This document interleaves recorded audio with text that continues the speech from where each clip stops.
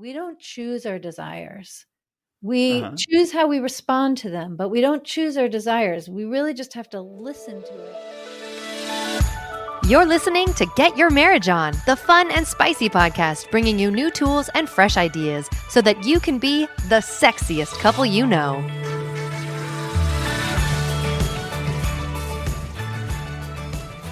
There's a difference between a functional marriage and an intimate marriage. Some marriage advice people may have received is to compromise to keep the peace between a couple. This advice is great to keep the marriage functioning, but if you keep compromising on everything in your marriage, then it really interferes with your ability to create an intimate marriage. Another aspect that makes a marriage an intimate marriage requires each person to keep developing their sense of self and who they are. Without a self, you can't actually be selfless and loving. You can't share who you are if you don't develop yourself. And these are the topics I talk about today. My guest is Alexandra Stockwell. She's got a fascinating story. She and her husband are both physicians, and they met in medical school, and they have 4 children. Sometime along her journey as a doctor, she realized how much people needed help with their intimate relationships in order to find true healing. So she kind of went on a crusade and became an intimacy coach for women and couples to help couples really heal from whatever is going on in their life. I found this conversation fascinating. She's got a lot of really good things to share, and I hope you enjoy it just as much as I did. Alexandra, welcome to the Get Your Marriage On podcast. Thank you. I'm really glad to be here. I'm glad to have you here today too. Okay, I found this quote on your website, which I absolutely love. I want to talk about this for a second. You said, competent couples who love one another often find it very uncomfortable to admit to themselves and to another that their sex life is unfulfilling or in need of an upgrade. And I think that's right. A lot of competent couples have a really hard time admitting that their sex life needs a lot of work. How'd you come up with that? How'd you come across that in your own life? Ooh, well, I'm going to talk more generally, but everything I'm about to say applied to me personally as well. Now, when we are teenagers or in our early 20s, depending on the context, we expect to be in a time of growth and exploration, and we don't expect to have all the answers. It might be uncomfortable in math class to raise our hand and not have the right answer, but by and large, that's a little bit part of that phase of life. When we are Right. at the point where we've been married for 5, 10, 40 years, built a life with another person, and everything is stable. Things look good on the outside. We're taking care of our families. We're working. And especially the more high achieving, ambitious, and competent we are professionally, we are used to either being on top of our game or knowing how to navigate it and problem solve. And so if I think of an executive or a doctor or a lawyer or an entrepreneur with their own business, whether it's a man or a woman, you are used to encountering challenges. Of course, there are problems and things that need to be adjusted, but you have your skill set intact for fixing it. Yes, exactly. When You're it good at comes you're good at success, or you're good at going after what you want. Yeah, otherwise you wouldn't be in that position. But when Right. it comes to relationship, particularly the intimate relationship and sexuality, by and large, people don't know how to problem solve. So, separate from everything else and just the whole topic of sex, it's so uncomfortable for a competent person to know there's a problem and not really feel resourced on how to address it. So it exacerbates any awkwardness and discomfort. That's one thing, Mm-hmm. which really can't be overstated how unnerving it is to not have the tools and the ways of thinking to figure out how you're going to fix the problem. Secondly, just having a conversation about it can sometimes be so confronting that it doesn't actually happen. And it means that in addition to your own situation, you have to manage what comes up between you and the other person. And Gotcha. then there's the fact that um,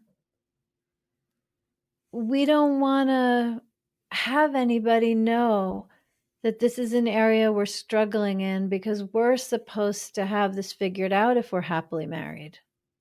Right, right. It's like everything's good on the outside, so it's hard to admit things aren't that great on the inside.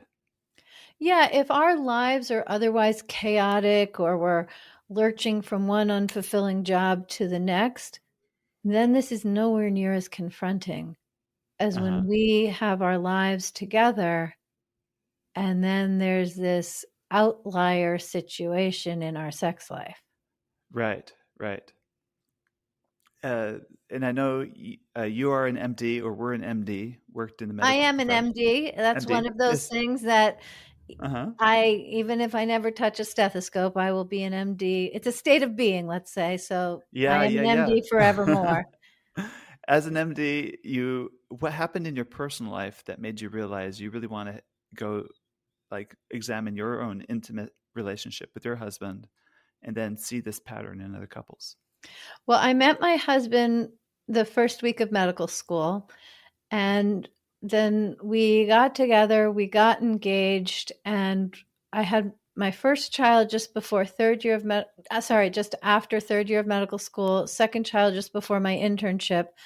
And the point that I want to make is that basically for the first 10 years of our life together, we either had babies, well, we both had babies in diapers and were working 70 to 100 hours a week. So we Yes. never had time for leisurely weekends in bed or romantic getaways or whatever it is that figure prominently in romantic comedies. That just was not part of our life. Uh-huh. And so we had sex that was good, but it Uh-huh. wasn't the main thing that intrigued me. Was I wanted to have the kind of sex where afterwards we felt closer to one another. I wanted to experience spiritual expansion and ecstasy. And we had pleasure, but it wasn't the kind of sex that the poets write about. That is for Gotcha. It sure. was functional sex, but nothing Functional sex. transcendent. Uh-huh. Yes, Uh-huh. functional sex, not transcendent, definitely stress relieving sex.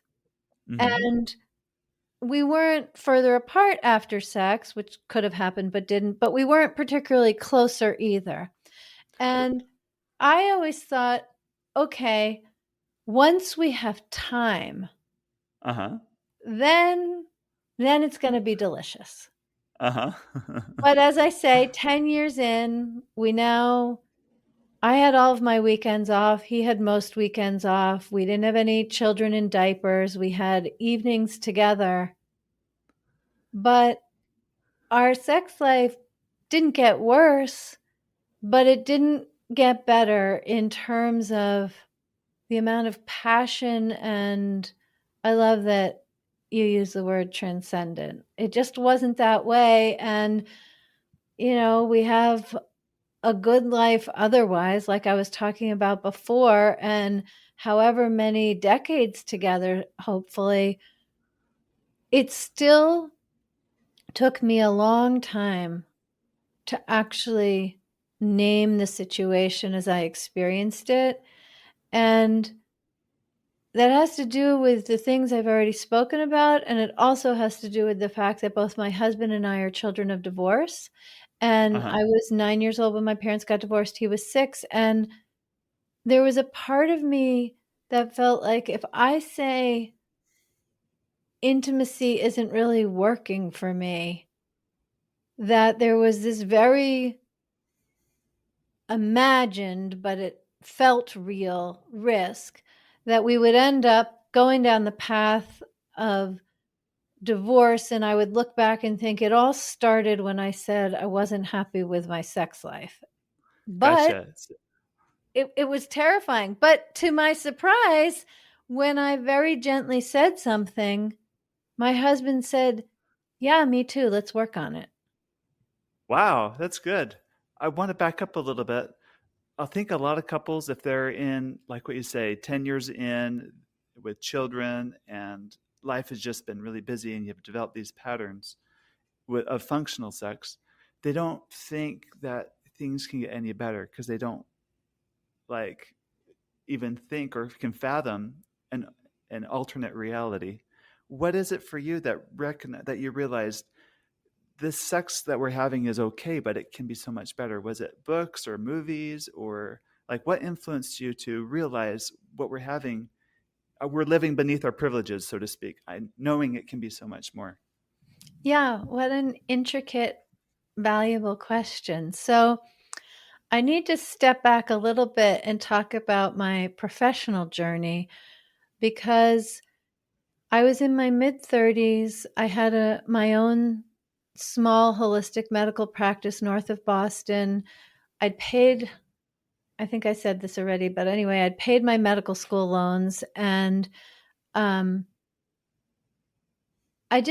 I was married. We have 4 children. We had 3 at the time, and I just thought I should feel satisfied.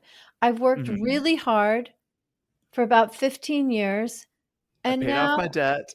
yes, Uh-huh. I just should feel satisfied, gratified, and ready to keep living this way for another 4 decades or so. But that's not actually how I felt. And it was hard to put my finger on it. I wasn't burnt out. Now there's a widespread phenomenon of doctors being burnt out and other concerns, and a lot of doctors leave clinical practice now. But at the time, I knew no doctors who had left clinical practice other than due to addiction or injury. And Hmm. so I was mostly confused. And it was at the level of a whisper, but I knew if I didn't do anything, it would get to be a roar. So I took a sabbatical. Uh-huh. And during that sabbatical, I did some things that for me were completely radical. Okay. If you're like me in this regard, you'll get it. If you're not, it's going to sound so simple and Uh-huh. basic. But basically, what I did is I gave myself permission to do things for no reason other than that I wanted to. Okay. That is radical. It was really radical because the Uh-huh. first thing I had to discover is that I didn't know what I wanted to do. When I You put stop aside, shoulding on yourself, first of all, saying should or yes, should not. Uh-huh. Okay. All right. exactly. And I still had a household to run and my husband and 3 children. So I didn't have a lot. It's not like I suddenly had hours and hours, but in the hours that I had that were now free, Uh-huh. I felt the emptiness, but it really took some time for some authentic desire to bubble up. And I still initially kept thinking of my to-do lists and my responsibilities and, oh, well, maybe I can get ahead with this or that. And I had to really learn. I just went and sat by the river. I took a dance class.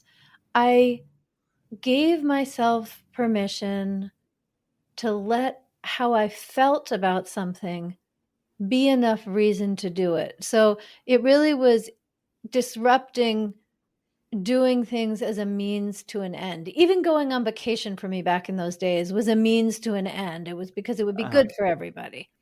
Right. Uh-huh. So, with this openness,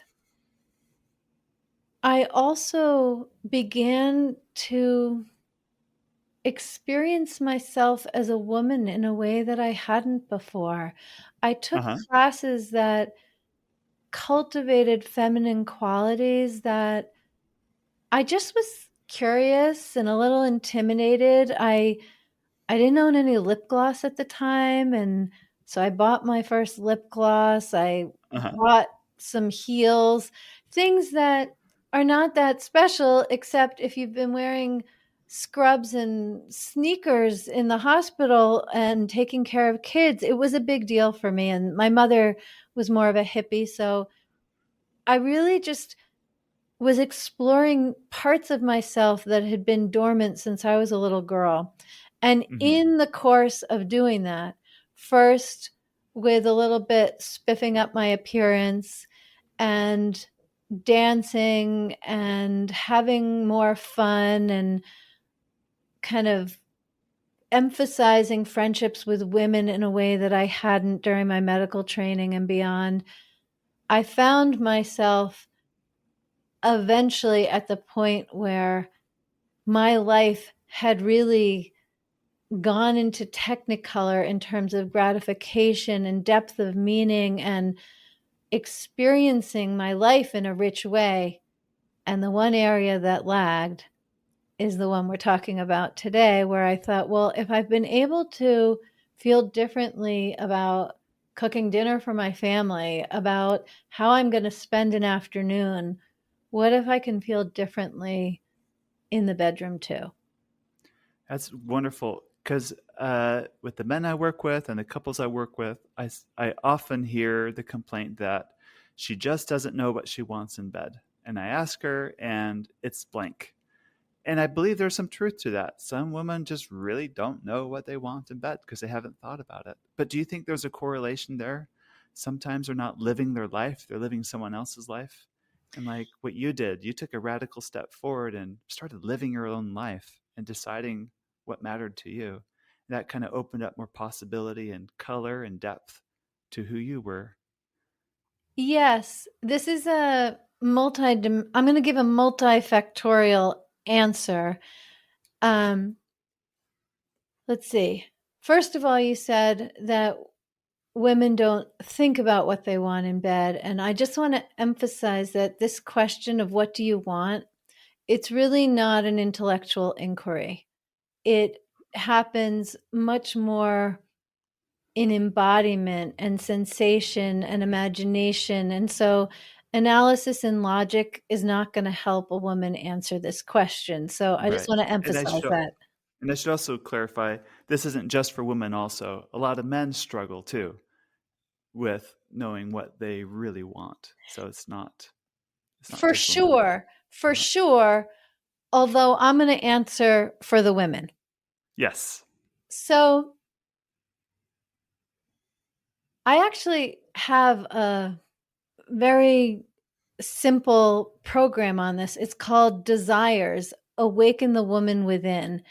And I'm thinking of the structure of that program as I give my answer. So the first thing is to just discover what it is that you want. And you can do that by just making a list each day. And actually, when I first started making a desire list, this is not about in bed yet. When Mhm. I started making a desire list, it looked a lot like a to-do list. And I really had to like separate what I wanted to get done and what I wanted to happen from what I desire. And I want to emphasize that we don't choose our desires. We Uh-huh. choose how we respond to them, but we don't choose our desires. We really just have to listen to it. And for some women, it's easy to identify material things they want. What kind of fancy car, what kind of shoes, what kind of jewelry. And for some women, that is so confronting. Uh-huh. Similarly, for some women, you might know how you want to be caressed, how you like to be kissed. And for another woman, they have no idea. Or how do you like your tea or coffee? That is actually a great way to start because there's what you desire in bed, but before that, there's what your relationship to desire is. And so Uh-huh. I emphasize cultivating that more generally, just anything that you enjoy, if it's a certain kind of music or how you like your coffee or tea, let yourself feel that desire. What you're saying reminds me of the movie Runaway Bride, with Julia Roberts, I think is the actress in there.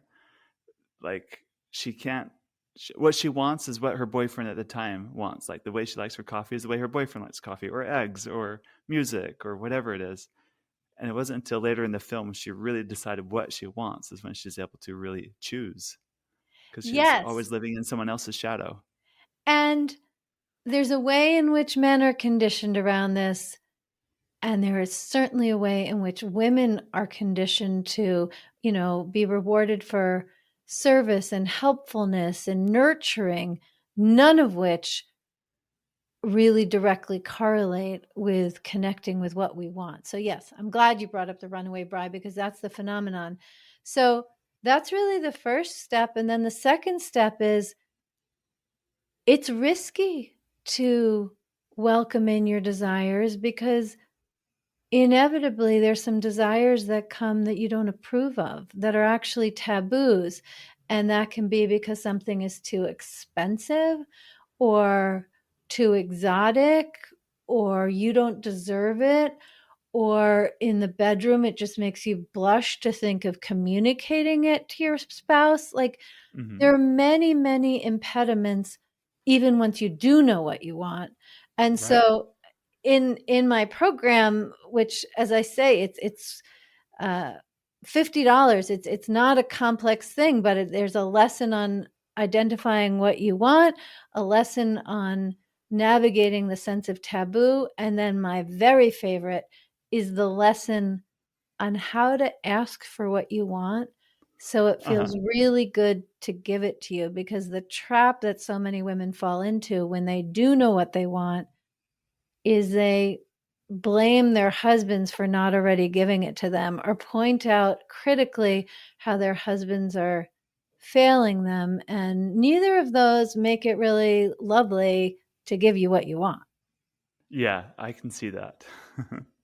So, any stories from those that you work with, maybe people that you've coached, where you saw how these principles of learning to desire really help them open up and blossom to reach more? Absolutely. So, the place that, if someone is having difficulty knowing what they want, and specifically knowing what they want in bed, I usually start by encouraging them to pay attention to something they desire that is sensual but not sexual in nature. Such So, as, well, this one client that I coached, whose husband really loved sex, and she just was awkward and didn't know what she wanted and didn't know how to make it wonderful, although she wanted to give him that experience. And she worked a lot of hours and had 3 children and no time to herself. And so it took a while to find something, but it turns out she loves coffee. uh-huh, So I encouraged her not just to have coffee, but to be very deliberate in choosing her favorite mug, in when she pours it, taking a moment to enjoy the aroma of that coffee, being deliberate as she stirs the sugar, and really let everything else in life fall away and enjoy drinking that coffee. And this was challenging.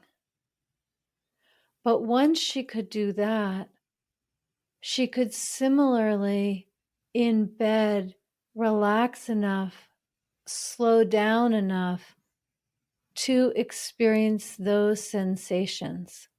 hmm, Another client that I coached who really had no idea what she wanted in bed, I asked her how she washes her face in the morning. hmm, And she showed me. And I know for those listening, you can't see my visual, uh-huh, but basically, it was just extremely practical, the way she might have wiped down a kitchen sink with a sponge, just like get it washed. uh-huh, And that is something that takes no more time, to just slow down and wash your face with a caress and notice the pace, the pressure, the temperature of the water. These are hmm, places to identify desire. And with practice, you can trust your relationship to your desire, trust it to speak to you, and trust yourself to hear it. And then it's about hacking that and bringing that same skill set into the bedroom, but I don't recommend starting to discover your desires in the bedroom. I'd rather have it be a little simpler and less confronting, because honoring your own desires is its own skill set before you even apply it to the bedroom. Got it. Love that. Love that. Which Does might that lead into my speak to next your question. does that speak to your experience? I'm talking Yes. about this so Yes. much as a woman. As for me as a man, in the previous podcast, I talked about a time I had saved up all this money to buy my dream car. And I had the money for it just sitting in the bank for a year before I could buy it. And I was Brilliant. going to pay cash for it and everything. The problem for me was, can I really allow myself to desire something that I really want? And that We was have a so big many internal struggle. taboos. Hmm. Yes. But for me, it was making the connection that learning to desire is connected with growth. Like you can't grow as a person spiritually, physically, intellectually without having a healthy relationship with your desires. And I like what you're pointing out and teaching today, because as you allow yourself to like really slow down and pay attention to what is it that I like about this, or what do I like your face washing example, like, can you savor this? Can you enjoy this? Can you desire this? Then that leads you to opening up your heart to more growth, to desire things. It's fundamental for humans. Yet some of us are raised or socialized or whatever you want to call it to be wantless, needless. I always in the position to help other people, but not accept help from other people, for example. And, and if you live that way too long, you're going to have trouble in the bedroom because you can't desire your spouse. You can't want that. You can't pursue pleasure. I completely agree with you. And having someone desire you is one of the sexiest things. So, this is when it goes well, synergistic compounding gratification. And when it doesn't go well, it is kind of a domino effect that makes it hard to enjoy pleasure together. Yeah. Yep. So your book is titled Uncompromising Intimacy. How'd you come up with that title? Well, throughout really, for sure, the Western world and maybe the whole world, the most common relationship advice that's given is that you need to learn to compromise. If you want a great Yes, that's relationship, true. you have to be good at compromise. But compromise sounds like, okay, I don't want the red shoes, I don't want the blue shoes, so I'm going to wear one red shoe and one blue shoe, which is even worse. Going with Yes, well, at uh-huh. least you're wearing shoes, because Right. some compromise But means no shoes at all. right, which is even worse. Yes. Fashion wise, it's worse to go with different colored shoes. Uh-huh. So the way that I think about it is that when we compromise, we are holding back our desires, sometimes our challenges, our our internal experience, the truth of who we are. We're holding that back so that our partner is more comfortable, so that our partner doesn't have to deal with how much emotion or how much desire we have. We want to protect our partner. So compromise is a nice thing to do. However, what compromise will deliver is a bland companionship. It does not contribute to passion. What Mhm. contributes to sizzle and spark and expressed and gratified desire is what I describe as uncompromising intimacy. And by uncompromising, I do not mean that you always get your own way. That's not Okay. how I mean it. By Mhm. uncompromising, I mean, in contrast to compromise being a context for holding back who you are, being uncompromising means knowing yourself well enough, knowing your desires, and learning how to share them with your spouse so that they can hear it and receive it. So, I don't know about the white shoes and the red shoes, but this comes up more where, let's say, your spouse loves Italian food and you love Thai food, and you don't say so. You just always go for Italian food because then your spouse will be happy and it's okay. Mm-hmm. But if you share, I love you. I'm glad to go to the Italian restaurant because I know it means so much to you. But I really love Thai food and have been wanting some for 10 years. Mm-hmm. Then there's so many creative things that can happen. Maybe you both get takeout and eat in a park. Maybe your husband eats at home and just goes and has some broth at the Thai restaurant and loves seeing you eat the dishes you enjoy. Like, when you don't protect your partner through compromise and instead count on the marriage as one that is resilient enough to allow creativity and growth and invite both people to be fully expressed, that Mm-hmm. paves the way for extraordinary expansion in all areas of the relationship. That's really good. Any specific examples from your own experience of where you may have used to compromise in one area, but now you realize you went uncompromising and things went better? Yeah, I'm going to use a very recent example, which um, might not be what you would expect, but I've been in a lot of different trainings and delivered a lot of trainings where the question is, what do you desire? And Mm-hmm. because I think this is so important. So, one of my answers is that I have desired to go horseback riding. I hadn't ridden since I was 13, but just the thought of it lit me up. And so, for a good 10 years, one of my answers is that I want to go horseback riding, but I haven't. Mm-hmm. And something relaxed or opened, I'm not quite sure, but we're having this conversation at the end of September, and in July I finally really accepted this. And so, even though it's extremely inconvenient because I have to drive about an hour one way to get to the barn because of where I live and the kind of riding I want to do. So it's 4 hours, and I'm in my 15th year of homeschooling. I have a full business doing relationship and intimacy coaching. My husband is a physician. The point is, I didn't think I had 4 hours every week. Mm-hmm.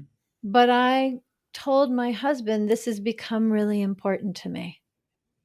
And it's a funny example because now that I go riding every week, I love my life more. There's a part of me that is fully expressed. I don't know why I didn't have the time, why I didn't start it 10 years ago.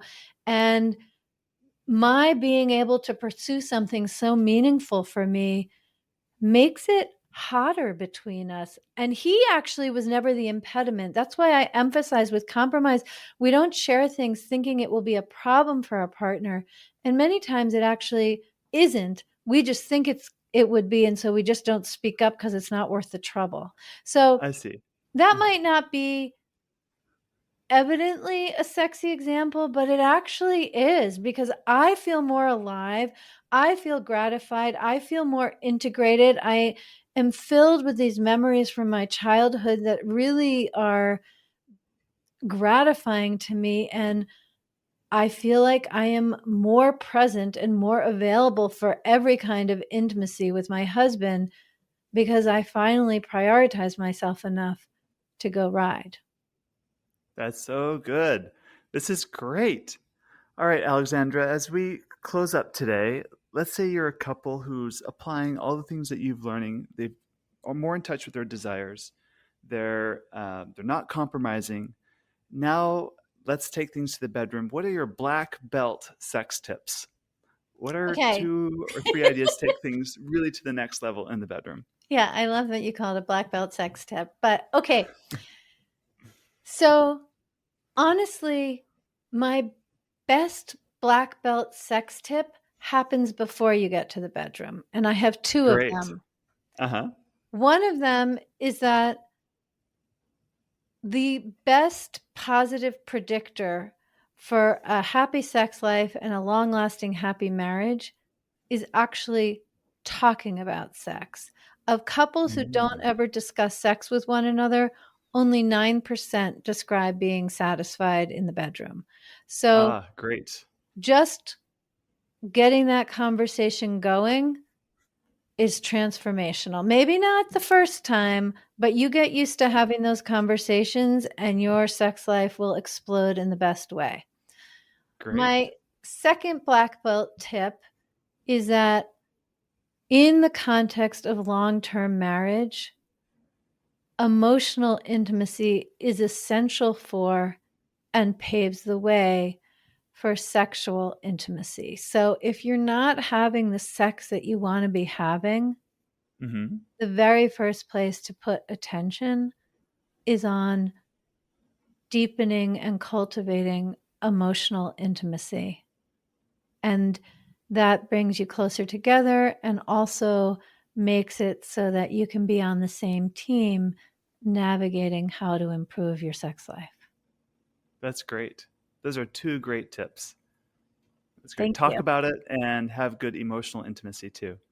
Fantastic. Where can people find you and your work online? AlexandraStockwell.com, and you'll find a link to my book, my podcast, the Intimate Marriage Podcast. If your attention was caught on my Desires program, you'll find that on the Work With Me page. And you can also just reach out to me directly. It's all at alexandrastockwell.com. Excellent. Great. Thank you, Alexandra. Thank you very much. What a wonderful conversation. We hope that you enjoyed this episode of Get Your Marriage On. And if you did, we would love it if you would take a few seconds to give us a rating on iTunes and to share the show with your friends. They'll thank you for life.